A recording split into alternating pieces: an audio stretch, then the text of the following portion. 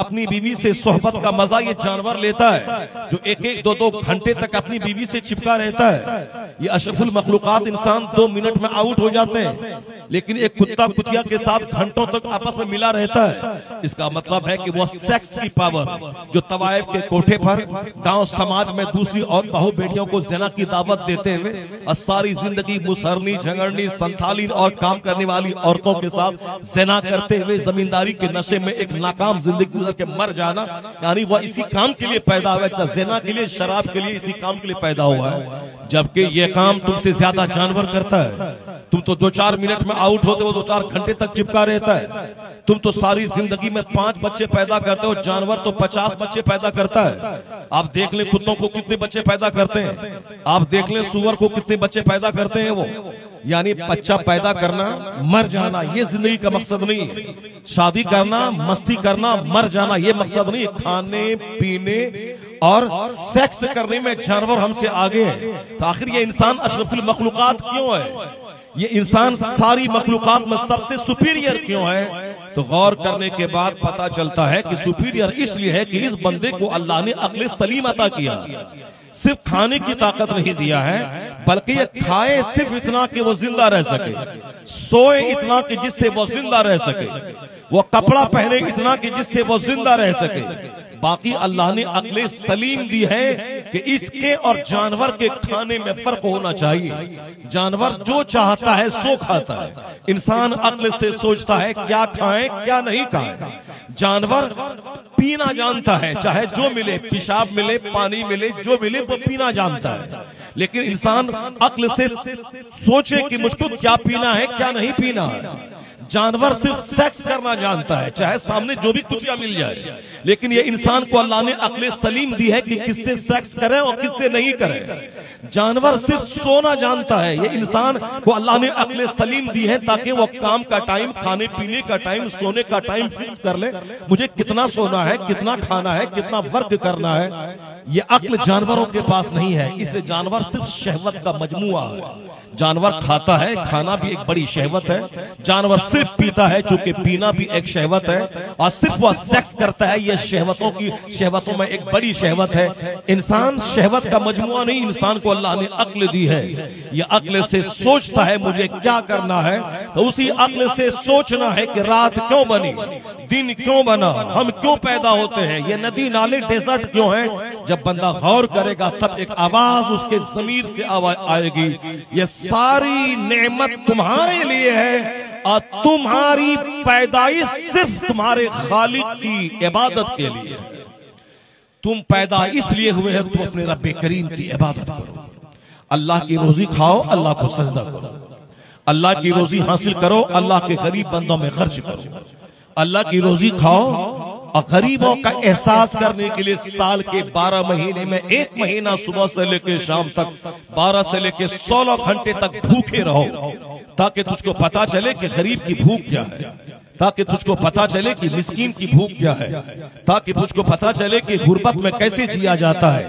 1 खरब रुपए तेरे पास है, सोने चांदी का अंबार है, लेकिन मुसलमान होने के नाते तुझे 16 घंटे भूखा रहना होगा, तुझे 12 घंटे भूखा रहना होगा, ताकि तेरी हैसियत, तेरे दिल में गरीबों के जज्बात के एहसासात हो जाए कि कैसे वो जीते हैं, ताकि तेरे अंदर सिंपैथी पैदा हो जाए, तेरे अंदर फ्रैटर्निटी के जज्बात पैदा हो जाए, तेरे अंदर सेंसिटिविटी पैदा हो जाए, ताकि तुम दूसरों के दर्द का मजाक मत उड़ाओ, दूसरों की भूख का मजाक मत उड़ाओ, दूसरों की गरीबी का मजाक मत उड़ाओ, दूसरों की गुर्बत का मजाक मत उड़ाओ। भूखा रहकर गरीबी का एहसास करो, ताकि तुम जान लो कि भले ही मेरे पास महल है, उसके पास झोपड़ी है, मगर बहैसियत इंसान दोनों में कोई फर्क नहीं है। एक गरीब का बच्चा भी माँ के शिकम से, माँ की शर्मगाह से पैदा होता है, और एक अरबपति का बच्चा भी उसी शिकम मादर से जन्म लेता है। एक गरीब के बच्चे के पेट में भी पेशाब और पाखाना होता है। खरबों में खेलने वाले बादशाह के बेटे के पेट में भी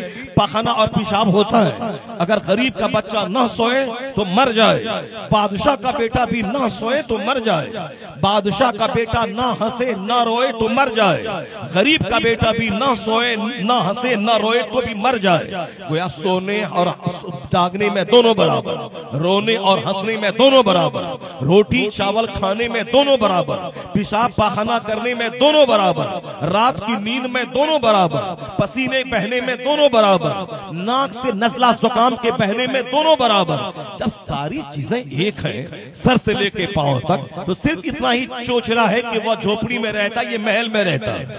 वो साहब हांडी चिकनी है, इसकी हांडी थोड़ी सी कमजोर है, बाकी फिजिकली सर से लेके पांव तक अमीर और गरीब में कोई फर्क नहीं है। इसलिए अल्लाह रब्बुल इज्जत ने दोनों की इब्तदा माँ की शिकम से रखी और दोनों की इंतहा वो कब्र की 2 गज मिट्टी में रखी, ताकि आना और जाना दोनों सेम है। जिंदगी के चंद दिन है कि इनका कपड़ा है 10,000 मीटर का और इनका कपड़ा है 100 रुपए मीटर का। ये कपड़ा जो फट जाना है, ये बिरयानी जो पखाना होके बह जाना है, इसी में शान दिखाना है कि हम उससे बड़े हैं, वो हमसे छोटा है, हम मालदार हैं, ये गरीब है। अल्लाह तबारक व तआला कानूने ज़कात देकर ताकि तू माल निकाल और गरीबों को दे, ये कानूने रोजा देकर ताकि तू भूखा रहा, ताकि पता चले कि दुनिया के सारे इंसान बराबर हैं, कोई दौलत की वजह से इज्जत नहीं पाएगा। बल्कि हुजूर फरमाते हैं कुल्लुकुम बनु आदम व आदम मिन तुराब, तुम सब आदम की औलाद हो और आदम अलैहिस्सलाम मिट्टी से पैदा हुए हैं। अब तुम आदमियों के दरमियान कोई मकान दुकान की वजह से सुपीरियर नहीं होगा, जिसका किरदार जितना बुलंद होगा वही सबसे ज्यादा इज्जत पाएगा। तुम में सबसे ज्यादा इज्जत वाला वो होगा जिसका काम सबसे अच्छा होगा। इसे मकान को देखकर जो रश्क करे कि काश मेरे पास भी ऐसा हो जाए, उससे बड़ा अहमद कोई नहीं है। गाड़ी को देखकर अगर कोई रश्क करे कि काश मेरे पास भी फॉर्च्यूनर हो जाता, वो एक फालतू चीज की तमन्ना कर रहा है। जो चीजें आज हैं कल खत्म हो जाएगी, जो चीजें खतरे की घंटी है, मकान या कोई या तो गिर जाना है या मुझे मर जाना है, दोनों साथ कभी नहीं रहेगा। जिस मकान में मैंने 50 करोड़ रुपए लगाए हैं, या तो यह मकान जलजले में टूट जाए या फिर 10, 20, 50, 100 साल के बाद मैं मर के मिट्टी में पहुंच जाऊंगा, मकान रह जाए, या दोनों एक साथ कभी नहीं रहेंगे।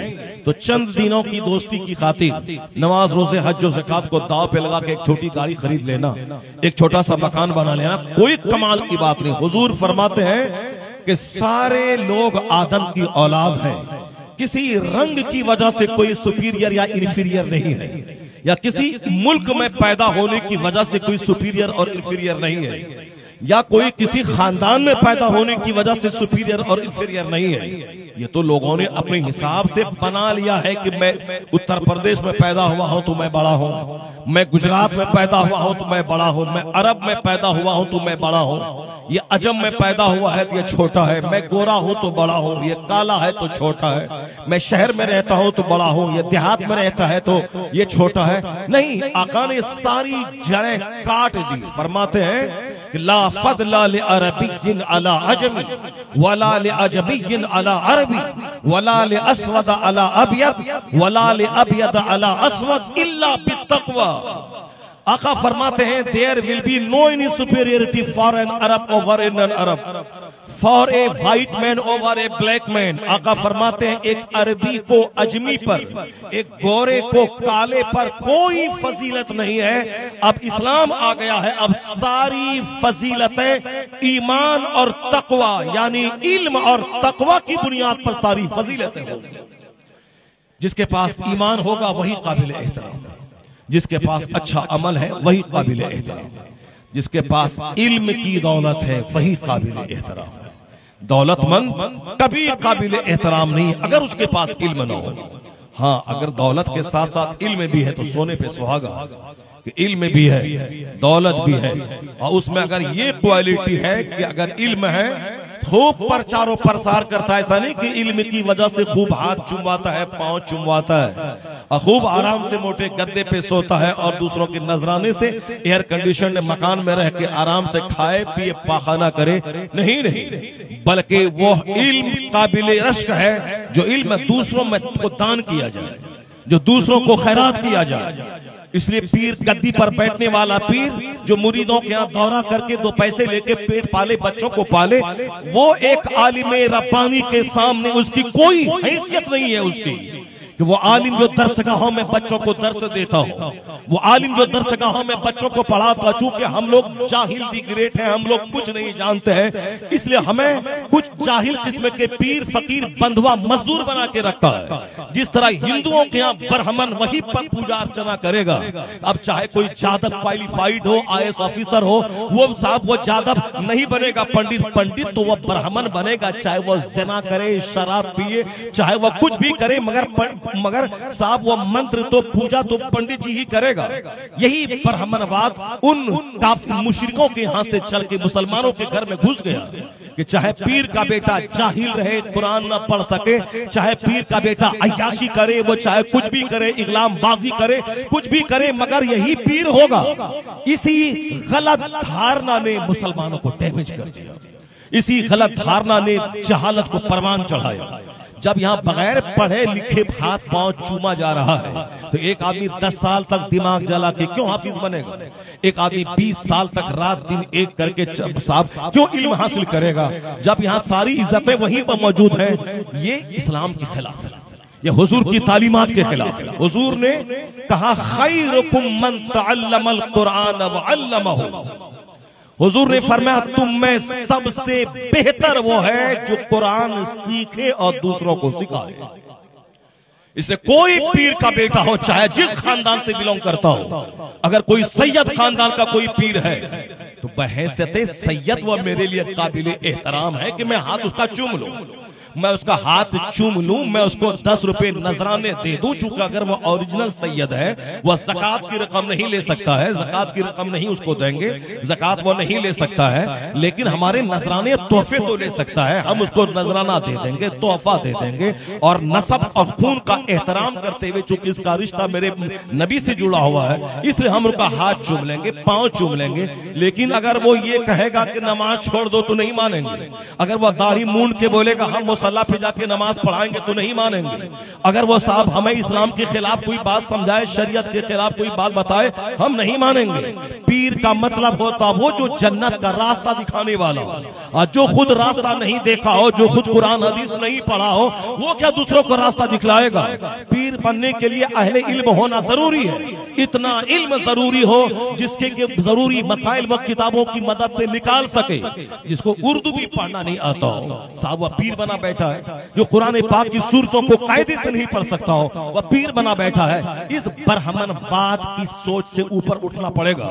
और फिर जो हदीस पाक में आलिमों की फजीलत, जो कुरान शरीफ में आलिमों की फजीलत है, जो आलिम वो जो दरसगाहों में बैठ के बच्चों को कुरान पढ़ाता हो, जो लोगों को इल्म देता हो, जो जुमा के दिन किताब करके इल्म सिखाता हो, जो महफिलों में घंटे 2 घंटे तक कुरान हदीस की बात सुनाता हो, ये इल्म अहले इल्म की फजीलत है। खैरुकुम मन तअल्लमल कुरान व अल्लम। हुजूर ने साफ कह दिया तुम में सबसे अच्छा वो है जो कुरान सीखे और दूसरों को सिखाए। कुरान सीखने वाला और कुरान सिखाने वाला सबसे बेहतर है। ये कोई मौलवी नहीं कह रहा है, बल्कि ये हमारे और आपके पैगंबर आका अलैहिस्सलाम कह रहे हैं। इसलिए तमाम पीरों फकीरों, जो पीर आलिम है तब तो क्या कहना, वो पीर भी है और फिर आलिम भी है और दिन की खिदमत भी कर रहे हैं, तो फिर तो सुपीरियर है, सोने पे सुहागा। लेकिन जाहिल पीर जिसको उर्दू पढ़ना नहीं आता और कुरान पाक की तिलावत नहीं आती, वो हमारे लिए एक मस्जिद के इमाम से कई गुना ज्यादा बेहतर कभी नहीं हो सकता। उस जाहिल फकीर से हजारों गुना बेहतर मस्जिद का वो इमाम है जो बच्चों को कुरान पढ़ाता है, कुरान सीखता है। ये मैं नहीं कहता हूं, ये आपके पैगंबर कहते हैं, आपके नबी कहते हैं। खैरुकुम मन तअल्लमल कुरान व Allam. The best among you is one who learns Quran and teaches it to others। तुम में सबसे अच्छा वो है जो कुरान सीखे और दूसरों को सिखाए। जहां तक तावीज लिखने का सवाल है, बेशुमार जाहिल जिसको पढ़ना तक नहीं आता है, वह तावीज गंडे की दुनिया में कामयाब है। हमारे मोहल्ले में एक खातून है, औरत है, वो औरत को सूरे फातिहा तो दूर की बात बिस्मिल्लाहिर्रहमानिर्रहीम पढ़ना नहीं आता है, पढ़ी ही नहीं है वो, लेकिन जुमा के दिन उसके यहाँ भीड़ लगी रहती है। अब उसी पैसे से कमा करके साहब वो अच्छी साड़ी पहनना और गाड़ी किराए पे लेकर के दूसरों की बंदिश करने के लिए जाना, जबकि बंदिश किसे कहते हैं वो खुद उसको मालूम है। बिल्कुल सड़ी हुई औरत है, कुछ भी नहीं आता उसको, लेकिन पता नहीं कहां से क्या चीज हो गया है, दो चार जाहिलों को फायदा हो गया। अब उसने दूसरों में प्रोपेगेंडा फैला दिया कि हाँ हमारा बच्चा नहीं हो रहा था तो हम उसके पास गए, अब बच्चा हो गया, अब बस हो गया, खेल शुरू हो गया उसका। एक बंदा कह दिया कि हमारा बच्चा तो होना ही था। करोड़ों लोग ऐसे हैं जो किसी तावीज गंडे के वाले करने के पास नहीं गई है। बहुत सारी औरतें, मैं उसको अल्लाह बच्चा दे रहा, उसके पास बेटा भी है बेटी भी है, तो अब हो सकता है कि हमल ठहरने से 1 घंटा पहले किसी के पास चली गई होगी, तो अब उसको जब कुछ फूंक दिया, अब वो हामिला तो होना ही था, चाहे जाए चाहे ना जाए, लेकिन एक बहाना लग गया कि उनके पास गए थे तो हमको बच्चा हो गया। अब वो प्रचारक बन गई, अब लीजिए, अब उनके खाने कमाने का जरिया हो गया। अब जब तक ये शोर होगा कि गलत है गलत है गलत है, ढोंग है जादू है सिफली है, ये गलत प्रचार होते होते 10 साल लग जाएंगे। 10 साल में 2 4 10 20 50 लाख रुपए वो कमा लेगी। बस इसी तरह से दलालों को तैयार किया जाता है ताकि उसके झूठा प्रचार और प्रसार करे कि इसकी ताबीज में बड़ा फायदा है। मेरा बेटा गुम हो गया था, 5 साल से नहीं आ रहा था, ये ताबीज लटकाए गाछ में दरख्त में, तो अब बच्चा हमारा बच्चा वापस आ गया। ये झूठा प्रचार और प्रसार है। तो मैं ये कहना चाहता हूँ, जो काम वो जाहिल सड़ी हुई औरत कर रही है, आज जो काम हमारे क्लास का सबसे सड़ा हुआ लड़का जो कभी फारसी की पहली का सबक नहीं सुना, जो कभी साहब मिजानुल सर्फ का एक सबक याद नहीं करके सुनाया, बस ऐसे ही कुरान खानी करता रहा, उस्ताद का पैर हाथ दबाता रहा और साहब मदरसे में झाड़ू बालू करता रहा, कुरान खानी में जाता रहा और क्लास में हर साल पास करता रहा, और जाके फजीलत के दस्तार में पगड़ी लपेट करके चला गया। कुछ भी उसको नहीं आता, एक जुमला उर्दू ठीक से नहीं लिख सकता है वो, चूंकि वो जाके झाड़ू लगा के वो प्लेट साफ करके अब बावर्ची खाने का आलू प्याज बाजार से ला करके देने और उस्ताद के आगे पीछे मच्छरदानी लगाने और हाथ पैर दबाने, ये सब करने में वो रहा, खैनी लटाने में रहा और कपड़ा साफ करने में रहा। तो अब वो फजीलत की दस्तार हो गई, एक जुमला नहीं आता है उसको। जो बच्चा बेचारा हर क्लास में टॉप करता रहा, बुखारी शरीफ का दर्स लेने के बाद वो फजीलत की सनद लेके मदरसे में जाके बुखारी शरीफ पढ़ा रहा, उसकी तनख्वाह तो 15,000 रुपए। जो वो सड़ा हुआ आदमी जो एक दिन सबक नहीं सुनाया, अब वो फजीलत की दस्तार लेके ताबीज गंडे वाला कारोबार शुरू कर दे। अब वो कार पे चल रहा है, पूरे इलाके में कार से घूम रहा है, पूरे इलाके में चुके 2 4 10 दलाल उसको मिल गए कि बड़ी ताबीज में बड़ा फायदा है। अब सब इससे सस्ता काम कोई नहीं रहेगा। अब हर इलाके में 2 4 10 लोग मिल जाएंगे, जो लोग नमाजी हैं, जो परहेजगार हैं, जो बासलाहियत हैं, जो कुरान हदीस से के औरात व वज़ाइफ के आमिल हैं और वो शरई तौर पर दुआ ताबीज करते हैं। तो मैं उसकी बात नहीं करता, वो तो काबिल एहतराम है कि जो खुद मुसलात के पाबंद हैं, इल्म रखते हैं और मुसीबत ज़दों की मदद करते हैं, खिदमत खल्क करते हैं, हिर्स हवस के शिकार नहीं है, वो काबिल एहतराम है। लेकिन जनरल 99% ताबीज गंडा करने वाला ना नमाजी होता है और न ही अल्लाह का डर होता है, बल्कि अक्सर लोग अय्याश होते हैं। चूंकि औरतें कमजोर हैं, यह कमजोर बिरादरी ही उस आमिल के पास ज्यादा जाती है। औरतें कमजोर पैदा, इसको ढेर माल ढेर दौलत चाहिए, उसका सीना बड़ा कमजोर होता है, इसीलिए मजार पे औरतों की भीड़ रहती है। और दूसरे लोगों की, काफिरों के यहाँ भी मंदिरों में औरतों की भीड़ रहती है, क्योंकि औरतों को ढेर दौलत चाहिए, उसका दिल छोटा होता है, उसको अच्छा कपड़ा, अच्छा खाना, शौहर की लंबी उम्र, उसको बाल बच्चा, अच्छा दामाद, मकान सब चाहिए, इसीलिए वो मंदिरों में भीड़ लगाती है। अब मुसलमान औरतें मस्जिद तो जा नहीं सकती, चूंकि जुमा की नमाज इस पर फर्ज नहीं है, इसको तो पर्दे में रहना जरूरी है, जोहर असर मगरिब इशा पढ़ना इस पर फर्ज है। जुमा की नमाज के लिए जमात जरूरी है, मगर ये जा नहीं सकती है, जमात से बेहतर है तन्हा पढ़े। ईद और बकरीद औरतों पर वाजिब नहीं है, क्योंकि और ईद और बकरीद से ज्यादा जरूरी है कि वह पर्दे में रहे। पर्दे में रहना, 5 वक्त की नमाज पढ़ना, ये मर्दों की जमात और ईद और बकरीद पढ़ने से ज्यादा बेहतर है, क्योंकि उनका पर्दे में रहना ज्यादा बेहतर है। इसीलिए शरीयत ने उसके ऊपर जुमा फर्ज नहीं किया, उस पर ईद बकरीद वाजिब नहीं किया, शरीयत ने उस पर जमात वाजिब नहीं की। अब औरतों ने क्या मस्जिद तो जाना नहीं है, ईदगाह तो जाना नहीं, अब जाने का कोई बहाना होना चाहिए।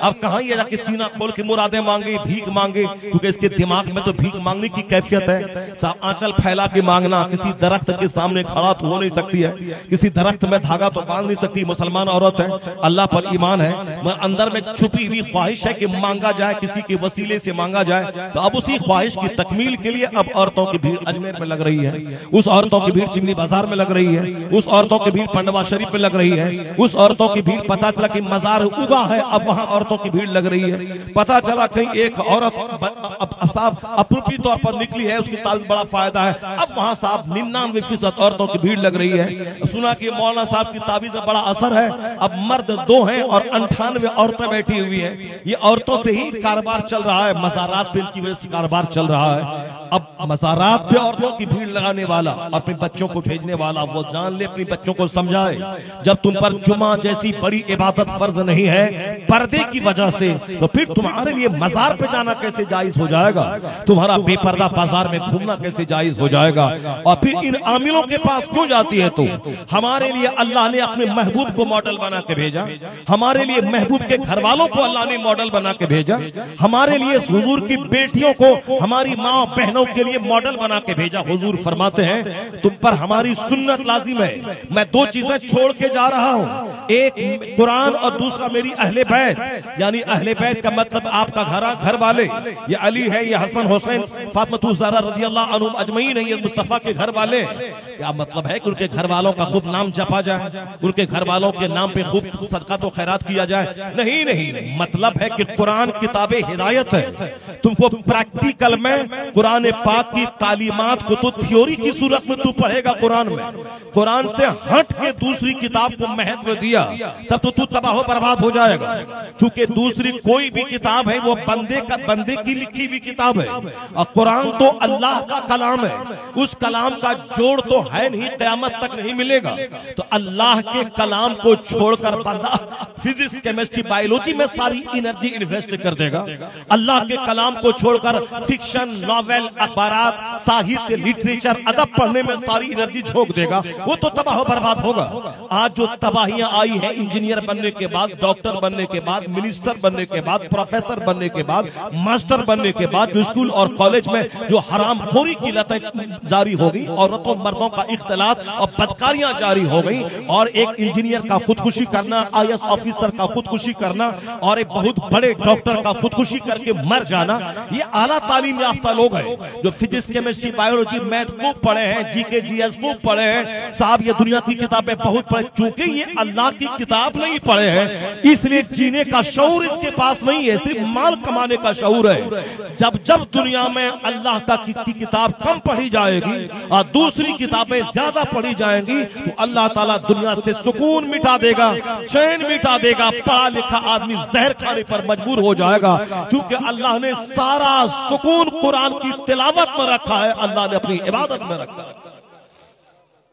मुसलमान भी काफिरों के रास्ते पे चल पड़ा, इनके बच्चों को कुरान पढ़ना आए ना आए इसे इंजीनियर बनाना, इनके बच्चों को कुरान पढ़ना आए ना आए इसे डॉक्टर बनाना, इनके बच्चों को सुबहान रब्बियल आला कहना आए ना आए, ये GK और GS और फिजिक्स केमिस्ट्री मैथ और साइंस का एक्सपर्ट बन के इसको बहुत बड़ी नौकरी, बहुत बड़े जॉब में जाना है, पैसा कमा के 60 साल के बाद रिटायर करके 1 दर्जन बीमारी में लूज पुंज होकर के 80 साल में मर के कब्र में जाके सड़ने के लिए चला जाना है। उसी के लिए सारी जमीन बेच के पढ़ाना है, उसी के लिए सारी मेहनतें हैं। कुरान करीम किताबे हिदायत का नाम है, इसमें जीने का उसूल है, डायरेक्शन है। इसमें अल्लाह ने जो हमारा पैदा करने वाला, जो पानी के एक कतरे से हमारा लंबा चौड़ा जिस्म बनाया है, और फिर वही अल्लाह हमें मार करके कब्र में ले जाके दोबारा जिंदा करके फिर हमसे सवाल करता है, उस रब्बे करीम ने इस किताबे हिदायत में सारी चीजें खोल खोल कर बता दी है।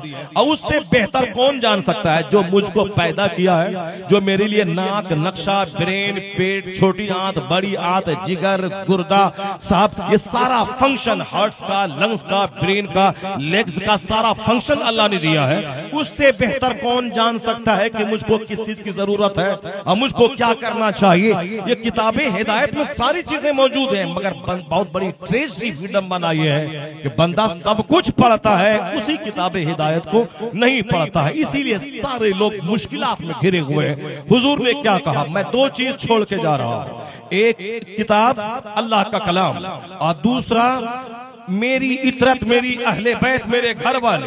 क्या मतलब? कुरान थ्योरी पढ़ना, अब प्रैक्टिकल में अगर देखना है कि कुरान पर किसने अमल किया, वो मेरे घर वालों को देख लेना। कुरान ने कहा सब्र करो, तो सब्र का रिकॉर्ड मेरे घर वालों ने बना के बता दिया कि ये किताबें हिदायत है, थ्योरी और प्रैक्टिकल मुस्तफा के घर वालों ने करके दिखा दिया।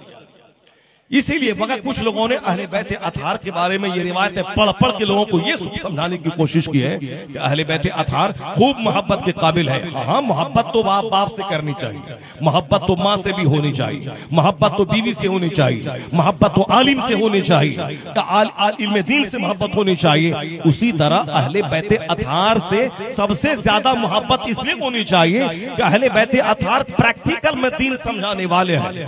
सैयदा फातिमा ज़हरा का बेटा हसनैन बीमार पड़ गया। सैयदा फातिमा ने दरख्त में धागे नहीं बांधी, सैयदा फातिमा ने किसी दीवार में ताला नहीं बांधी, सरकार दो जहां के मजार पे जाकर के सैयदा फातिमा ने ताला नहीं बांधा, आका अलैहिस्सलाम के पास जाकर के सरकार से तावीज नहीं ली, आका अलैहिस्सलाम बकायदे हयात है, सरकार के पास जाके तावीज नहीं ली, बल्कि सैयदा फातिमा ने मिन्नत मानी, इलाही मेरा बेटा अच्छा हो गया, मैं तो 3 रोजे रखूंगी। चुनांचे हसनैन करीबैन अच्छे हो गए। उसके बाद सैयदा फातिमा ने 3 रोजे रखी। पता चला कि अगर मिन्नतें मांगनी है कि मेरा शौहर आ जाए, मेरा बेटा आ जाए, मेरा काम बन जाए, मेरा घर बन जाए, मैं ये गाड़ी खरीद लूं, मैं सामने वाला प्लॉट खरीद लूं, मैं मॉल बना लूं, मैं मार्केटिंग कम्प्लेक्स बना लूं, मेरे बेटे को नौकरी मिल जाए, अब मेरी बेटी की जल्दी शादी हो जाए, सबसे जबरदस्त मिन्नत यही है जो सैयदा फातिमा, जो हुजूर की अहले बैत में सरकार के घर वालों में से है, सरकार की मुकद्दस बेटी है, जिसके बारे में हुजूर ने कहा कि मैं अपने पीछे 2 चीजें छोड़ के जा रहा हूं, कुरान और अहले बैत। कुरान पढ़ना, अहले बैत को प्रैक्टिकल में देखना, तो तुम कभी गुमराह नहीं बनोगे। तो हुजूर ने जिसकी रस्सी पकड़ने का हुक्म दिया है कि इनसे रोशनी हासिल करना, नूर हासिल करना, जब सैयदा फातिमा ने मिन्नत मानी है 3 रोजे की, तो तुमको किसने कह दिया धागा बांधने मजार पे जाओ, ताला बांधने मजार पे जाओ? सैयदा फातिमा के बारे में हुजूर ने कहा ना कि मेरे घर वाले हैं, और घर वाले की रस्सी को मजबूती से थामे रखना, गुमराह नहीं हो गए। तो हमने अहले बैत का दामन छोड़ा और दरख्त में धागा बांधा, इसलिए मुश्किल पे मुश्किल बढ़ती चली गई। सबसे बेहतरीन नजर यह है, न किसी घंटे वाले के पास माँ बहन बेटियां जाए, न किसी दरख्त में धागा बांधे, न किसी चिमनी बाजार जाए, न कोई पंडवा शरीफ, न कोई अजमेर शरीफ जाए। अभी अजमेर मोहल्ला में लाखों बंगाल की औरतें बस पे गई है अजमेर मोहल्ला। जब जितने दिन लगेंगे 4 दिन जाने में अल्लाह के फरिश्तों की लानत, और जितने दिन वहां से लौट के आएंगी अल्लाह के फरिश्तों की लानत। जब अल्लाह की लानत, अल्लाह के फरिश्तों की लानत, ये बताइए कौन सी रहमत वहां से बटोर के बुलाएंगी? जाते हुए लानत, आते हुए लानत। इसीलिए आने के बाद भी मुंह फुला के बैठेंगी कि अजमेर गए, 10,000 पे खर्चा भी हुआ, मिन्नत भी पूरी नहीं हुई। सबसे बेहतरीन मिन्नत है कि जब भी कुछ मांगना हो खुदा से, ये मिन्नत मांग ले कि मेरा ये काम हो गया तो मैं 3 रोजे रखूंगी। सैयदा फातिमा की नकल की वजह से मिन्नत भी पूरी होगी और दिलों को इत्मीनान क़ल्ब भी नसीब हो जाएगा, क्योंकि सारा सुकून अल्लाह ने कुरान और हदीस पर अमल करने में रखा। जहालत की वजह से बंदा साहब किसी पीर फकीर के पास दौड़ रहा है, ताबीज गंडे के पास दौड़ रहा है। तो मैं ये कह रहा था कि एक बुखारी शरीफ तक पढ़ाने वाला आलिम, चाहे वह ताने ताने को तरस जाए, मगर वह काबिल एहतराम है कि उसके सीने में इल्म है, उसके सीने में कुरान हदीस का इल्म है, वो नाइब पैगंबर है। ये दौलतें हाथ पांव का मैल है, आज मेरे पास, कल उसके पास, कल उसके पास, कल उसके पास। या दौलतें पहले जमाने में जो 1000 बीघा जमीन जोतते थे, आज उसका बेटा दर दर की भीख मांग रहा है। पहले जमाने में हमने सुना है, अखबार में पढ़ा है कि टीपू सुल्तान के खानदान के कुछ लोग कलकत्ता में हैं जो बिल्कुल बेसहारगी की जिंदगी बसर कर रहे हैं। वह उनके पास बाप दादा जिनका बादशाह रहा, उनका बेटा साहब सड़क छाप हो गया। मान लिया जाए हमारे दादा के पास 100 बीघा जमीन थी और हमारे दादा को 4 बेटा, तो अब बेटा पढ़ा नहीं लिखा नहीं, बाप की दौलतों में इजाफा नहीं किया, तो अब बेटा क्या करेगा? बेटा बाप की जमीन 4 बेटों में तकसीम हो गई। बाप के पास 100 बीघा, अब 4 बेटे उनके 25-25 बीघा वाले हो गए, 100 बीघा वाले 25 बीघा पे आ गए। अब उन चारों को हो गए 4-4 बेटे। अब वह 25 बीघा जमीन 4 बच्चों में तकसीम हुई। पढ़ा लिखा नहीं, बल्कि हाथ में रेडियो लेके चौक पे घूमना है, गंडाल बाजार में घूमना है, दूसरों को मुंह देखना है, पान खाना है और लेर पोटा घिरा करके सारे कपड़े को रंगीन कर लेना है, मोटरसाइकिल में दूसरों का तेल भरवा के हुल्लड़बाजी करना है। यही तो मेरे बच्चों ने सीखा है और माँ बाप ने सिखाया है। अपने बच्चों से प्यार सिर्फ खाते टाइम में हो, अच्छा कपड़ा पहनाए अपनी बसात के मुताबिक, अच्छा खाना खिलाए अपनी बसात के मुताबिक, उसके बाद अपने बच्चों से बेजा प्यार न हो, उन बच्चों की बेजा तरफदारी न हो, वरना बच्चे सारी जिंदगी सड़क छाप बन जाएंगे, वो कभी एक आला ओहदे पे नहीं पहुंच पाएंगे। पर अच्छा बाप वो है शुभ चिंतक खैर का बाप जो अपने बच्चों को ज्यादा लाड प्यार न दे के उसको बर्बाद न कर दे। यानी कि बाप की जमीन बेच बेच के बुलेट खरीदे, बाप की जमीन बेच करके मकान बनाए, बाप की जमीन बेच के अपनी बेटी की शादी में साहब गले डिजायर और साहब एर्टिगा दे दें और उसके बाद हम हमारी बेटी को साहब अगर जमीन ना रहे तो वह भीख मांग करके मस्जिद में ऐलान करके अपनी बेटी की शादी करवाए, और जब हमारे पोते के पास जमीन नहीं बचेगी बेचने के लिए फिर वह बंबई जाके ज़कात खराज कलेक्शन करके आके अपनी बेटी की शादी करवाए। क्यों ऐसी गंदी रीत को आपने समाज में जारी किया? एक तो भीख मांगने की आदत नहीं डालनी चाहिए, उससे बचने के लिए जहेज का मुतालबा हराम है, इस हराम का दरवाजा बंद कर देना चाहिए ताकि अमीर की बेटी की शादी भी आसान हो और गरीब की बेटी की भी शादी आसान हो। अब चूंकि शादी मुश्किल इसीलिए है चूंकि वो जहेज देना है, अब जहेज की तैयारी करनी है, जिसके पास जमीन है वो जमीन बेच के दे दिया, जिसके पास जमीन नहीं वह भीख मांग के देगा। क्यों इंसानियत जलील हो रही है? मुतालबा जहेज हराम है, ऐसा नहीं कि मेरे पास पैसा है तो मैं दे दिया, नहीं, समाज से इस गलीज लानत का खात्मा कर दे कि पैगंबर आजम ने अपनी बेटी फातिमा की शादी मस्जिद में 10 लोगों के बीच सिंपल ढंग से कर दी, तो मुस्तफा से बड़ा कौन है, उनकी बेटी से बड़ा कौन है? इसलिए सारे लोग पैसा वाले वो भी और गरीब वो भी सारे लोग मिल बैठकर चंदा दे के गरीब की बिटिया की शादी न करवाए, बल्कि शादी में जो गैर जरूरी लवाजमात दाखिल हो गए हैं, अमीर गरीब नेता आलिम सब मिलकर उस गैर जरूरी लवाजमात को खत्म कर दे और शादी सिर्फ इजाब व कबूल का नाम बाकी रहे, तो अमीर के बेटी की शादी भी आसान हो जाएगी और गरीब को भी 10 बेटी रेत का चेहरा नहीं लटकेगा, खुदकुशी नहीं करेगा, सिर्फ दूसरों का मुंह देखेगा, मुकाबला करेगा तो जहर खा के मरना होगा। बंदा मुस्तफा को देखेगा तो एक बेटी वाला भी आसान रहेगा, 50 बेटी वाले को भी बेटी बोझ नहीं बनेगी। इसलिए चंदा देना, हमसे फर्नीचर ले लेना, हमसे 100 बारात का चावल ले लेना, हमसे गोश्त ले लेना, हमसे लड़के के कपड़े का पैसा ले लेना, ये जलील करने वाला काम छोड़ दे समाज। कि हम गरीब बेटी की शादी करवा रहे हैं, क्यों शादी करवा रहे हैं? क्यों उसको आप चंदे और भीख में चावल और दे रहे हैं? सारी जिंदगी उसको एहसान के बोझ के तले दबा रहे हैं कि फर्नीचर हमसे ले लेना, कपड़ा हमसे ले लेना। सारे लोग बैठ करके फर्नीचर कपड़ा की खरीदारी, बारात के खाने का, ये तमाम हिंदुआना रस्मों रिवाज को खत्म कर दे। शादी का मतलब है 4 आदमी के बीच में लड़का लड़की से ईजाब कबूल करवा दे, ईजाब कबूल हो गया, अब दुल्हन को अपने साथ में ले लड़का जाए, लड़का वलीमा करे, लड़का मेहर की रकम दे, नानो नफका लड़का दे। जब सारी जिम्मेदारी शरीयत ने लड़कों पे डाल दिया है तो फिर लड़की के बाप को जहर खाने पे क्यों उसको आमादा किया जा रहा है? क्यों उसको भिखारी बनाया जा रहा है? और हमको चंदा दे के उस गरीब बाप पे एहसान करे, तेरी बेटी की शादी है, हम 50,000 दे रहे हैं, तुम शादी करवा लो। ये 50,000 जिस मसरफ में खर्च होगा वो सारे मसरफ को ही मिट्टी में मिला देना चाहिए कि सिर्फ इजाब कबूल का जब नाम शादी है, कपड़ा खरीदारी के बगैर शादी होगी, अब बगैर छुहारा बांटे हुए शादी होगी, एक आदमी की खिलाए बगैर शादी होगी, और वलीमा लड़के पे सुन्नत है, लड़की वालों पे नहीं है, तो क्यों बिला वजह गरीब जहर भी खा रहा है, हम उसको टाका दे के एहसान भी कर रहे हैं। ये तमाम गलीज हिंदुआना रस्मों को मिटा दिया जाए और सुन्नत के मुताबिक शादी का माहौल पैदा हो जाए, तो फिर न लड़की का बाप जहर खाएगा न लड़की खुदकुशी करके मरेगी, सुन्नतों का राज पूरी दुनिया में कायम हो जाएगा। तो मैं ये कह रहा था कि हुजूर ने फरमाया है कि अहले बैत और कुरान 2 चीजें मैं छोड़ के जा रहा हूं। सैयदा फातिमा हमारी माँ बहन के लिए आइडियल है, लेकिन जहाँ इल्म रहेगा वहाँ, जहाँ जहालत रहेगी तो वहाँ बकरी बांधने की जगह जो गुहाल है, उस गुहाल में औरतें जाके बैगन डाल के मिन्नत मांगती हैं कि हमारे बच्चे के बदन में जो फुंसी हो गई है, इस फुंसी को खत्म कर दी। ये बताइए कि जहाँ बैल बांधा जाता है, जहाँ गोबर है, जहाँ खलीज जगह है, गांव समाज की बेशुमार औरतें आज भी जहालत की इस तारीकी में भी ये काम कर रही है कि कि उस गुहाल में जाके बैगन डाल के वो वहां साफ मिन्नतें मांग रही कि मेरे बेटे की फुंसी खत्म हो जाए।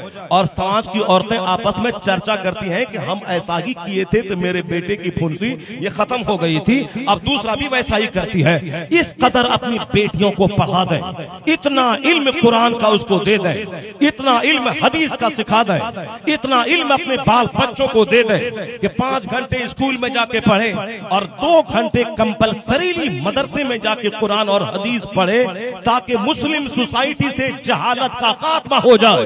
एक आलिम भी बने, वह स्कूल कॉलेज में पढ़ने के बाद अंग्रेजी बोलने वाला आलिम बने और अंग्रेजी जानने वाला साइंटिस्ट मेरा बच्चा वह 2 घंटा मदरसे में आके सुबह शाम मकतब में आलिम के पास कुरान हदीस सीखा, वह काफिर इंजीनियर नहीं बल्कि गुलाम मुस्तफा इंजीनियर बन जाए। और ये मौलवी साहब भी 1-2 घंटा स्कूल में जाके पढ़ करके सिर्फ अरबी जानने वाला मौलवी नहीं बल्कि अंग्रेजी मौलवी बन के जिए, ताकि उसकी जिंदगी में भी बाहर पैदा हो, इनकी जिंदगी में काबिले रश्क बनती चली जाए।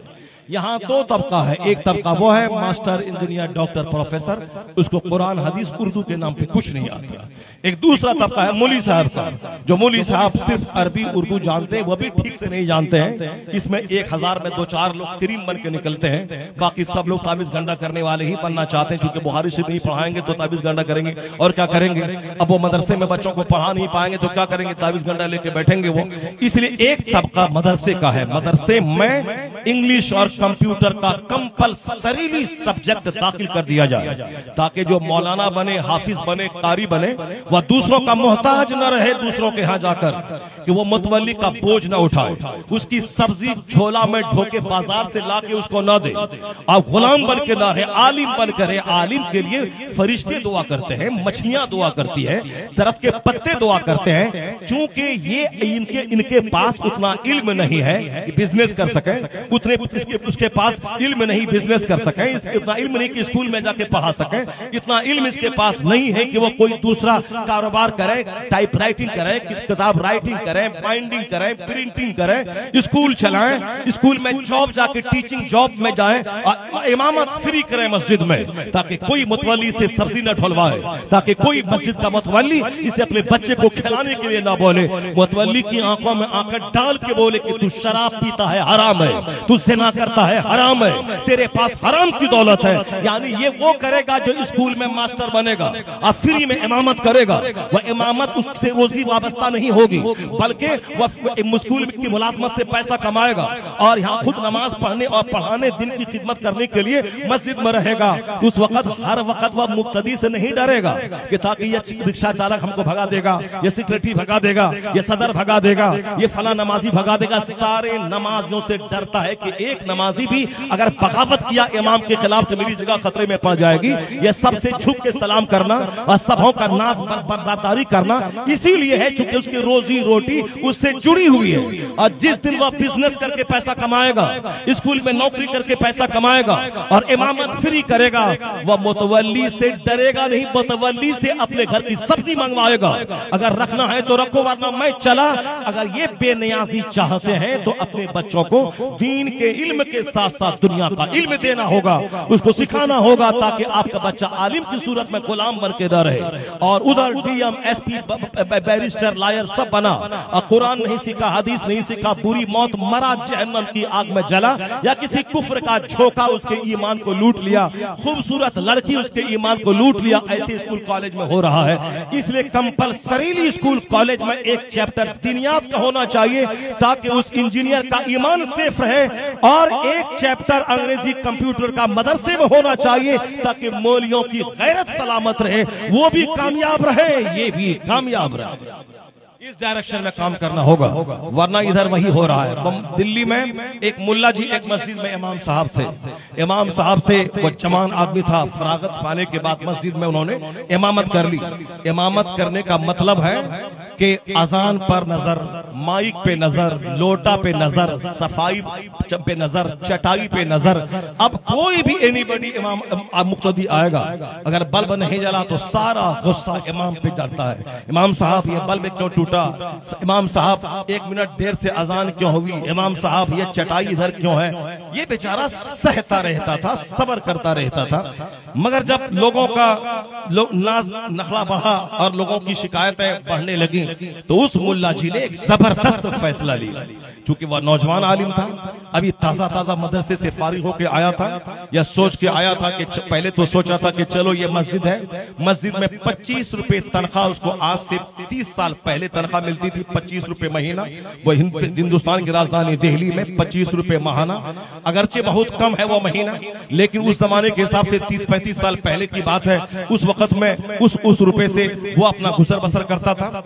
और उसके बाद सोचता था चलो हमारे पास इल्म है दीन का, मगर हमारे पास पैसे नहीं है, तो कम से कम इसी मस्जिद को अपनी पनाहगाह समझ लें और यहीं से 2-4 ट्यूशन भी पढ़ा लेंगे और इमामत की तनख्वाह से अपना कारोबार कर लेंगे। अब नहीं पढ़े, कम से कम बच्चों को तो पढ़ा देंगे। हम इस मस्जिद को संभाल के रखें ताकि मेरे रहने का मसला, खाने का मसला हल हो जाए, और जो पैसे मिलते हैं उस पैसे से मैं अपने बच्चे को पढ़ा लिखा दूं। मैं नहीं बड़ा बन पाया, मैं नहीं गवर्नमेंट जॉब में गया, अपने बच्चों को पढ़ा लूंगा। लेकिन कुछ दिन के बाद पता चला कि उनका रहना मुश्किल कर दिया लोगों ने। अब वह परेशान हो गया कि अब मैं क्या करूं। पहले तो समझा था कि सारी जिंदगी इमामत कर लेंगे, पैसा कमा के अपने बच्चों को पढ़ा देंगे, बच्चा अगर किसी लायक बन गया तो बस मेरी जिंदगी कामयाब हो जाएगी। मगर अब तो उनका रहना मुश्किल हो गया। इस कदर टॉर्चर उस इमाम साहब को किया। अभी मैं कल की रात में गया था, मैं इधर रायगंज की तरफ, वो एक सेठ साहब थे शमीम भाई, वो बंबई रहते हैं, उन्होंने सारा पैसा खर्चा करके बड़ा जलसा करवाया था। शमीम भाई 31st नाइट को परसों उन्होंने कहा कि हजरत, मैंने कहा कि आप एक इमाम को रखें, जब इतना पैसा खर्च कर रहे हैं, एक अच्छा आलिम जो हर जुमा के दिन खिताब करे और बहैसियत मुलाजिम नहीं बल्कि 2-4 लोगों से मिल करके गांव के लोगों को नमाजी बनाए और बच्चों को मकतब में पढ़ाए। मदरसा हर गांव में खोल के 10-20 बच्चों को बंधवा मजदूर बना के ज़कात खैरात कलेक्शन करने के नाम पे ये मदरसा कायम मत करें। हर इलाके में 2-4 मदरसे बड़े हैं और जो बड़े हैं उसी बड़े को और बड़ा बनाया जाए। बाकी मकतब कंपलसरीली हर मस्जिद में कायम रहे, हर मोहल्ले में मकतब कायम हो, जहां बच्चे स्कूल में 5 घंटे पढ़ें और 1 घंटा मकतब में कुरान हदीस पढ़ करके वह स्कूल चले जाएं। जो सुबह ना पढ़ सके वह शाम में स्कूल से वापस आने के बाद पढ़े, ताकि वो दीन भी सीखे, दिनियात भी सीखे, नमाज रोजे के तरीके भी सीखे। मगर स्कूल से छोड़ा के प्योरली मदरसे में आप पढ़वाएंगे, बस गरीबों के बच्चे पढ़ सकते हैं, मालदारों के बच्चे नहीं पढ़ेंगे। पहले बिहार के बच्चे पूरे हिंदुस्तान में फैले हुए थे, हर मदरसा मस्जिद में आलिम बिहार के, उत्तर दिनाजपुर के। लेकिन अब यहाँ भी चूंकि पैसा सबके पास होने लगा, कोई दिल्ली पंजाब का ठेकेदार बन गए, अब वो अपने बच्चों का हश्र देखने के लिए आलिम नहीं बनाना चाहते कि मेरा बेटा दूसरे आलिम की तरह मस्जिदों में टपला खाए और जगह छूट जाए तो परेशान हो जाए, दूसरों की नाज़बरदारी करे, ज़िल्लत और रुसवाई होकर अपने सीने पे एक जबरदस्त बोझ रख करके वह इमामत की मुलाजमत करे। नहीं करेगा मेरा बेटा, नमाज रोजा पढ़ेगा, पैसा होगा ज़कात देगा, हज करेगा, उम्रा करेगा, मगर वो इंजीनियर बनेगा, 50,000 महीना कमाएगा। इसीलिए अब अपने यहाँ भी प्रोडक्शन आलिमों का कम हो गया। अब वो गरीब किस्म के बच्चे जो स्कूल में पढ़ा नहीं सके, वो उसके बाप, तो अब वही सब बच्चे कमजोर किस्म के बच्चे मदरसे में चले गए। अब वो बच्चा कमजोर किस्म का कम से कम पल तो जाए मदरसे में। इस इरादे से जब वह पलने वाला मदरसे में पढ़ेगा 10 साल, फारिग होने के बाद निकलेगा तो कितनी बड़ी सोच उसकी होगी, कितना बड़ा ज़र्फ उसका होगा, कितने बड़ा प्लान उसका होगा। चूंकि वह गरीबी से निकल के माँ बाप को गुर्बत में देखा है, अब तो वह सारी जिंदगी चाहेगा कि कहीं कुछ मिले, मैं कमाऊं, माँ बाप को मजदूरी से बचाऊं। एक बड़ा प्लान खखेड़ मोल लेकर एका के हक करना, इब्ताले बातिल करना, गालियां सुनना, मार खाना, मगर दीन का काम करना, उसके लिए तो जिगर चाहिए। एक तो जिगर उसके पास नहीं है, क्योंकि माँ बाप से ही बच्चों के पास क्वालिटी मुंतकिल होती है। और जो माँ तंग नजर, तंग दिल, तंग इल्म है, वो उनका बच्चा कोई बहुत बड़ा वसीउल ख्याल, वसीउल कल्ब कभी नहीं बन पाएगा।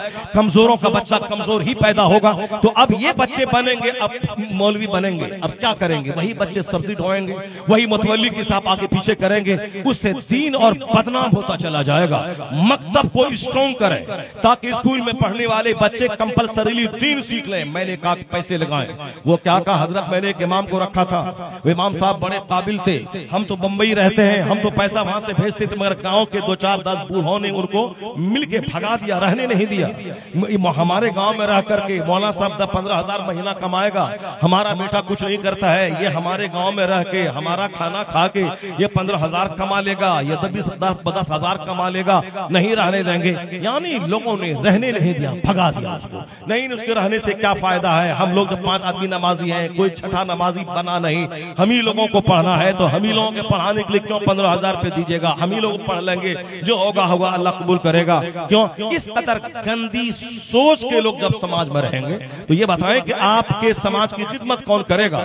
उसको चेंज करने के लिए समाज के सारे मर्द औरत का पढ़ा लिखा होना जरूरी है, और इतना पढ़ा लिखा होना जरूरी है ताकि वह इल्म की कद्र समझ सके, आने वाली नस्लों को ठीक से तालीम दे सके। वरना अगर सोच गंदी रही तो चाहे 1000 करोड़ों स्कूल मदरसा खोल दें, ना जहन बदलेगा, ना जमीर बदलेगा, ना दिल बदलेगा।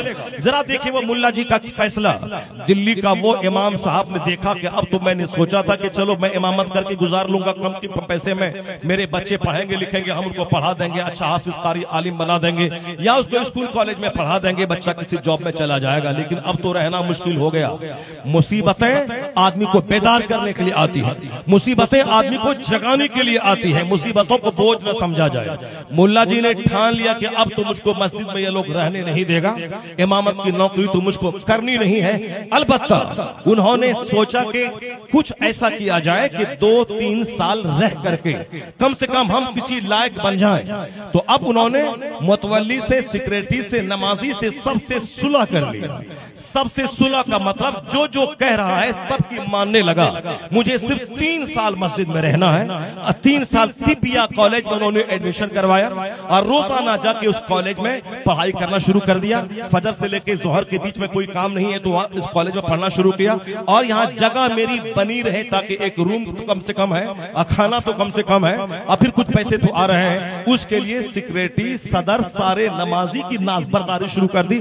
अस्सलाम वालेकुम मुतवल्ली साहब, अस्सलाम वालेकुम सेक्रेटरी साहब, अस्सलाम वालेकुम अहमद भाई, अस्सलाम वालेकुम फला भाई। यानी उन्होंने समझ लिया कि मुझको 3 साल तक सब्र करना है। कॉलेज में एडमिशन करवाया, तिबिया कॉलेज से उन्होंने डिग्री हासिल कर ली डॉक्टरी की। अब वो डॉक्टरी की सनद उसको मिल गई। दूसरे मोहल्ले में उस बंदे ने क्लिनिक खोल दी। अब वहां वो बैठना शुरू कर दिया। बैठने के बाद अल्लाह ने उनकी, चूंकि वो मेहनत करके अच्छी डिग्री हासिल की थी और मेहनत करके क्लिनिक शुरू किया, चूंकि उन्होंने गरीबी को देखा है, इमामत की मुलाजमत के नाज नखड़े को देखा है, मुख्तलियों के नाज को उठाया है, जिंदगी के थपेड़े वो खाया है। इसलिए अब उन्होंने फैसला कर लिया मुझे मेहनत करनी है, डिग्रियां हासिल करनी है, मेहनत से पैसे कमाना है, मस्जिद में रह करके नमाज तो पढ़नी है मगर किसी मुतवल्ली का नाज नहीं उठाना है। उन्होंने फैसला कर रात दिन पढ़ाई की, इमामत भी की, नाज भी उठाया, डिग्री हासिल कर ली, क्लिनिक खोली। और मेहनत से जो डॉक्टर क्लिनिक में बैठता है और मेहनत से जो मरीजों का इलाज करता है, अल्लाह ताला मेहनती आदमी को कामयाब बनाता है। और जो गुटखा खाए, सिगरेट पिए, मरीज आया, दवाई लिख दिया, चला गया, अब फिर वो डॉक्टर, ऐसा नहीं होगा कि कामयाब डॉक्टर बनने के लिए स्टडी करनी होगी, नई नई दवाइयों की तशखीस की, वजह क्या है, सबब क्या है, इस बीमारी का सीने में दर्द हार्ट की वजह से हो रहा है कि गैस की वजह से हो रहा है, किसी मैदा की खराबी की वजह से हो रहा है। जो इसमें दिन रात डूबा रहेगा मतलब कामयाब हो गया, उसका भीड़ लगने लगी मरीजों की। इतना पैसा कमाया उस मुल्ला जी ने, अब इमामत छोड़ दी क्योंकि मतलब उसका चलने लगा। और इसी दरमियान वहां के एक कॉलेज में यूनानी डिग्री वाले के लेक्चररशिप की वैकेंसी निकली, उसमें उन्होंने वैकेंसी भरा, इंटरव्यू में पास किया, कॉलेज का लेक्चरर बन गया। अब वहां से बेतहाशा पैसे आने लगे, इधर क्लिनिक में बैठ के पैसे आने लगे। अब इमामत भी छोड़ दी, अपने सारे बच्चों को उन्होंने आला तालीम दिलवाई, अपनी बेटियों को आला तालीम दिलवाई। अगर सिर्फ वो मुतवल्ली की नाज बर्दारी करके वो खाता सोता, फजर के पढ़ा के सो जाता, जोहर पढ़ा के सो जाता, मगरिब पढ़ा के थोड़ा मोबाइल देख लेता और साहब झोला ढोता, कभी वो डॉक्टर नहीं बन पाता, कभी एक शानदार समाज में इज्जत का मकाम हासिल नहीं कर पाता, दिल्ली के पौश इलाके में महंगी जमीन खरीद कर अपना घर नहीं बना पाता, अपनी निजी क्लिनिक नहीं खरीद पाता। इसका मतलब ये निकला कि दुनिया में आला कामयाबी हासिल करने के लिए बंदा को मेहनत करना होगा, दुनिया के सारे तकाज़ों को छोड़ना होगा, खाने पीने की लज्जतों को ठुकराना होगा और आला प्लान रख के अल्लाह पर भरोसा करके जो मेहनत करेगा अल्लाह तबारक व तआला उसे जलील नहीं बल्कि कामयाबी से हमकिनार करेगा। वमन यतवक्कल अलल्लाह फहुव हस्बुह, जो अल्लाह पे भरोसा करता है अल्लाह उसके लिए काफी हो जाता है। इसलिए आला प्लान रखिए, बड़ा प्लान रखिए, बड़ा मंसूबा बनाइए, अल्लाह पर भरोसा रख के अपने बाल बच्चों को पढ़ाइए। ऐसा नहीं कि जमीन बेच करके अपना घर बना लेगा, जमीन बेच के गाड़ी खरीद लेगा, नहीं नहीं। कमाल वाला लड़का वो है जो 100 बीघा जमीन अगर बाप की है तो अलग से इल्म हासिल करके 100 बीघा जमीन उसमें और ऐड कर दे। अगर बाप से 10 बीघा जमीन मिली है तो बाप की जमीन बेच कर गाड़ी का पेट्रोल न डाले, इतनी मेहनत करे, इतना पढ़े लिखे कि 10 बीघा जमीन को 20 बीघा बना दे, 20 बीघा को 40 बीघा बना दे, तब है ये कामयाब बेटा, कामयाब बाप का कामयाब बच्चा। ये नहीं कि बाप की जमीन को बेच बाच करके ससुराल वाले से गाड़ी बुलेट ले लिया, कार खरीद लिया। कसम खा ले कि मैं ससुराल वाले से गाड़ी नहीं, अपनी कमा के गाड़ी लूंगा। आप कसम खा लें कि मैं सिर्फ एक छोटा मोटा मौलवी बन के एक गांव का इमाम नहीं बनूंगा, बल्कि मुझे स्कूल में पढ़ना है, ग्रेजुएशन की डिग्री हासिल करनी है, और फिर हमें जॉब में जाना है, हमें टीचर बनना है, राइटर बनना है, हमें लॉयर बनना है, एडवोकेट बनना है। आदमी चाहेगा तो सब कुछ हो सकता। मैं मदरसे में पढ़ने के साथ साथ मैट्रिक में 400 लड़कों में मेरा टॉप का रिजल्ट रहा, इंटरमीडिएट में 10-20 कॉलेज में सबसे टॉप रिजल्ट मेरा रहा, ग्रेजुएशन में अंग्रेजी से एमए करते हुए पूरे कॉलेज में मेरा टॉप रिजल्ट रहा है, अंग्रेजी से पोस्ट ग्रेजुएशन एमए करते हुए पूरे क्लास में सबसे टॉप रिजल्ट रहा है। यानी मैट्रिक से लेकर के एमए तक हर क्लास में मैंने टॉप किया। उसके लिए मेहनतें जरूरी, मेहनतें इतनी जरूरी है कि किसी बंदे को मैंने कहा कि एग्जाम का टाइम आया है, 3 बजे भोर में मुझको उठा देना। जब वह बंदा 3 बजे भोर में उठाने आता था तो उस वक्त तक मुझको वो जगा पाता था। यानी रात भर पढ़ने के बाद तब बंदा फर्स्ट करता है, 400 बच्चों में टॉप रिजल्ट लाता है। मेरे अपनी याददाश्त से 10-10 सवाल आते थे, 5 सवाल का जवाब देना है और 10 सवाल मेरी याददाश्त में है। अब 10 में से मुझको सिलेक्शन करने में परेशानी होती थी कि मैं कौन सा जवाब लिखूं। यहाँ तो साहब बच्चे मेहनत ही नहीं करते हैं। एग्जाम का टाइम में बच्चे बाहर घूम रहे हैं, एग्जाम का टाइम में साहब शादी ब्याह में जा रहे हैं। मदरसे में पढ़ने वाला बच्चा, अब उनको तो साहब माँ बाप छोड़ करके कायदे से मदरसे में पढ़ना चाहिए, नहीं। वो चचेरे भाई की शादी है उसमें दौड़ के चला गया, मैं मेरे भाई क्या कुछ तीजा है वहां दौड़ के चला गया, साहब दादा की बरसी है वहां चला गया। नहीं होगा, वो सारी जिंदगी ऐसा ही बच्चा करता रहेगा। बच्चे को बताना पड़ेगा कि रिश्तेदार, चचेरा, ममेरा, फुफेरा, लुटेरा कोई भी हो, किसी का ख्याल नहीं करना, सारा फोकस किताब पे देना है, किताब पे देना है, किताब पे सारा फोकस देना है। अपना बाप मर गया, अपनी माँ मर गई, अपना भाई बीमार पड़ गया, अपनी बहन बीमार पड़ गई, बस पढ़ने के जमाने में कोई रिश्तेदारी नहीं बुनानी साहब। बेगाने की शादी में अब्दुल्ला दीवाना हो नहीं होना है, बल्कि सारी एनर्जी तालीम पे निचोड़ देनी है। आपने सुना होगा कि एक लड़का मदरसे में पढ़ता था, अचानक उसका बाप मर गया।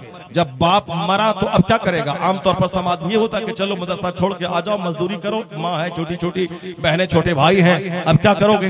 वो बच्चा बाप के इंतकाल के बाद जब 40वां हो गया, मदरसा गया और अपना सारा सामान बक्स में बंद करके आया उस्ताद के पास का, हुजूर अब मैं घर जा रहा हूं चूंकि मेरे वालिद का इंतकाल हो ही गया, अब मैं पढ़ाई नहीं करूंगा चूंकि हमारे घर में कमाने वाला कोई नहीं, बड़ा मैं ही हूं, अब मैं मजदूरी करूंगा, किसी के घर में काम काज करूंगा और उसी 2 पैसे कमा करके माँ बहन को मैं पालूंगा। उस्ताद ने सिर्फ एक जुमला कहा था, उस्ताद ने कहा था कि बेटा ठीक है, बाप मर गया, तुम पढ़ाई छोड़ के जा रहे हो, जाओ, मैं नहीं रोकूंगा, नहीं मना करूंगा, अलबत्ता सिर्फ मेरा एक जुमला सुन ले, जिस तरह तेरा बाप जवानी में मर गया, अब कोई बंदा कब तक जिंदा रहेगा किसी के पास गारंटी नहीं है। तुमने कभी सोचा तक न होगा कि मेरा बाप मरेगा, लेकिन वह मर गया। क्योंकि बंदा के चाहने से कुछ नहीं होता है, सबकी लाइफ, जिंदगी सब फिक्सेड है। जिस तरह तेरा जवान बाप मर गया, अब तू कमा के माँ भाई को खिलाएगा, अगर तू भी कल मर गया तो तेरी माँ, तेरी बहनों का खिलाने वाला कौन होगा? अगर कल तू मर गया, और ये कोई कह नहीं सकता कि मैं नहीं मरूंगा। अभी हमारे इस पूरे क्षेत्र, किशनगंज क्षेत्र का एमपी बनने वाला, एमपी का भावी उम्मीदवार नीतीश कुमार का करीबी आदमी, करोड़ों रुपए पानी की तरफ बहाने वाला, वो अचानक खतरनाक पेट के मर्ज में गिरफ्तार हुआ। हैदराबाद इलाज कराने के जिस दिन वो जा रहे थे उस दिन उसी फ्लाइट से भी हैदराबाद गया था, लेकिन कुछ दिन के बाद उसकी वहां से डेड बॉडी वापस आई। एक तो वो गया जवान बेटा चंद दिनों के बाद हॉस्पिटल इलाज कराने हमारे शहर पूर्णिया में आया और वहां कोई बहुत मेजर ऑपरेशन ऑपरेशन नहीं था साहब, कैंसर हो गया हो, किडनी खराब हो गई हो, हार्ट का ऑपरेशन हो, कुछ नहीं, बिल्कुल सिंपल सा एक ऑपरेशन था, गालिबन पत्थर का कोई ऑपरेशन था।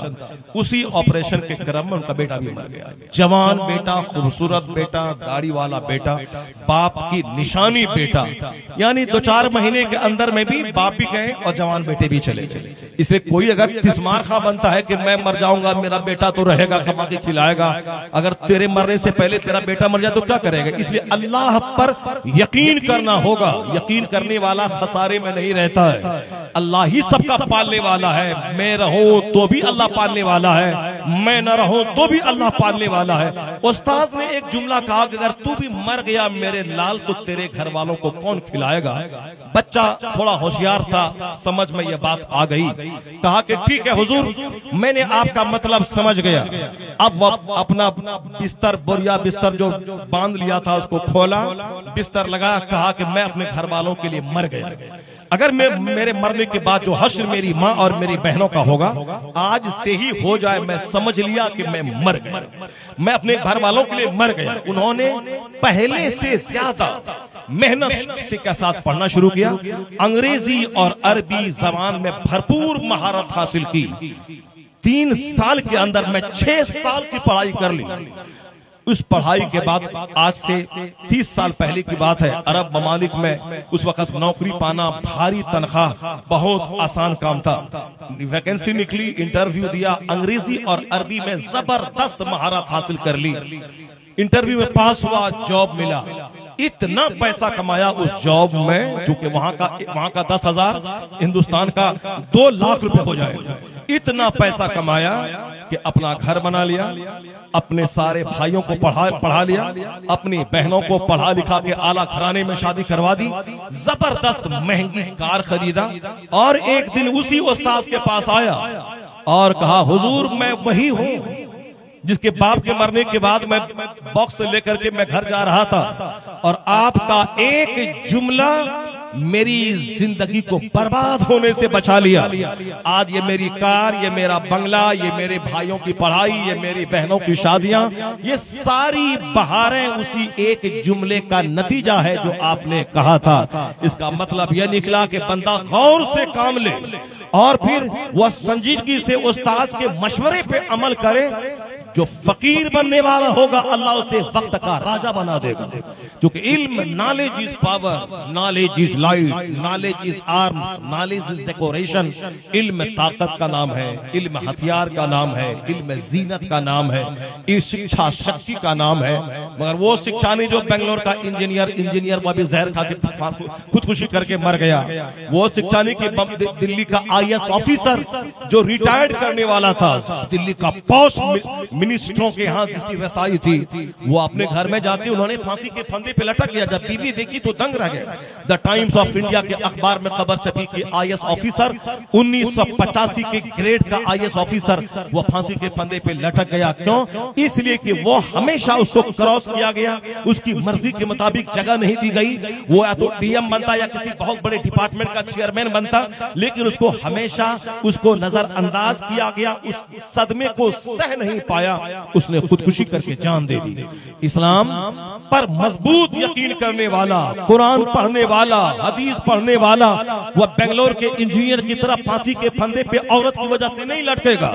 IAS ऑफिसर दिल्ली वाले की तरह वो जहर खा के नहीं मरेगा। क्योंकि मुसलमान को कुरान बताता है कि अल्लाह पे भरोसा करने वाले के पास ताकत होती है और जो मुसीबतों पे सब्र करता है, इन्नल्लाह मअस साबिरीन, अल्लाह सब्र करने वाले के पास होता है। वमन यत्तकिल्लाह यजअल लहू मखरजा, जो अल्लाह से डरता है अल्लाह मुश्किल से निकलने का रास्ता अता फरमा देता है। तो जो अल्लाह से हट के सिर्फ डिग्री पे विश्वास करे वो तो इसी तरह जहर खा के मरेगा। मगर जो डिग्रियों के बावजूद अल्लाह पर यकीन करे और झुंझलाए नहीं, सब्र से काम ले, वो मुसीबतों के हंगामे में भी मुस्कुराता हुआ कामयाब जिंदगी गुजार के दुनिया से चला जाएगा। जहां जहां खुदकुशी है वहां धैर्य नहीं है, वहां सब्र नहीं है, कुव्वते बर्दाश्त नहीं है। ये इल्म का चैप्टर बताता है कि हमें क्या करना चाहिए, क्या नहीं करना चाहिए। तो सब्र भाई बड़े खुशनसीब हैं कि उन्होंने मदरसों के बच्चों को प्रमोट करने के लिए, प्रोत्साहन देने के लिए, पढ़ने के लिए, उकसाने के लिए पैशन, जज्बात, इंतुजियाज्म देने के लिए उन्होंने तकरीब का एहतमाम किया। सरकार की सीरत के जलसे मुनक़िद किए, इस्लामी पैगामात को आम करने के लिए उन्होंने महफिल का इनेकाद किया।